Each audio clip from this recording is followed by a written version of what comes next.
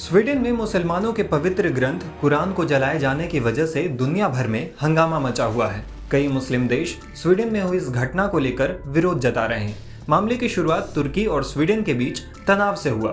दरअसल Sweden NATO में शामिल होना चाहता है। नाटो अमेरिका, कनाडा और कई यूरोपीय देशों का संगठन है। इस संगठन का मुख्य उद्देश्य राजनीतिक और सैन्य साधनों से अपने सभी सदस्यों की स्वतंत्रता और सुरक्षा की रक्षा करना है। स्वीडन भी इस संगठन में शामिल होना चाहता है, लेकिन नाटो में नए सदस्य को शामिल होने के लिए संगठन के सभी सदस्यों की मंजूरी जरूरी है। तुर्की नाटो में पहले से ही शामिल है। अब नाटो में स्वीडन के शामिल होने का तुर्की विरोध कर रहा है।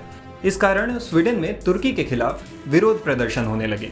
विवाद की शुरुआत स्वीडन की राजधानी स्टॉकहोम से हुई, जहां पर विरोध प्रदर्शन में शामिल लोगों ने 21 जनवरी को तुर्की दूतावास के बाहर प्रदर्शन किया। इसी दौरान दूरदक्षिणपंथी नेता रास्मुस पेलुदान ने कुरान को जला दिया, जिसके बाद से ही कई मुस्लिम देश स्वीडन के खिलाफ आ गए। तुर्की में विरोध प्रदर्शन में स्वीडन के राष्ट्रीय ध्वज को भी जला दिया गया। स्वीडन के विरोध में दुनिया के कई मुस्लिम देशों ने प्रतिक्रिया दी है। इसमें तुर्की, पाकिस्तान, कुवैत, सऊदी अरब, कतर और ईरान जैसे देशों का नाम शामिल है। तुर्की के विदेश मंत्रालय ने कहा, हमारी बार बार की चेतावनी के बावजूद आज यानी 21 जनवरी को स्वीडन में हमारे पवित्र ग्रंथ कुरान पर हमला हुआ। हम इसकी कड़े से कड़े शब्दों में निंदा करते हैं।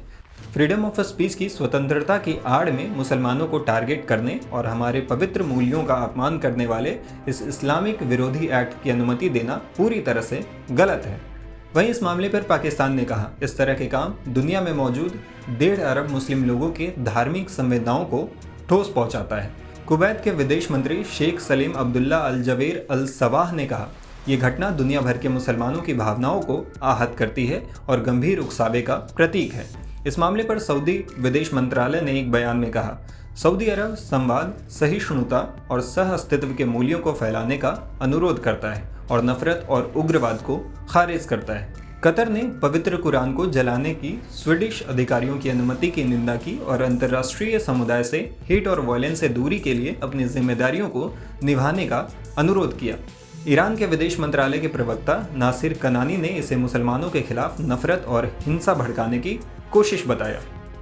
टाइम्स ऑन भारत डिजिटल की रिपोर्ट।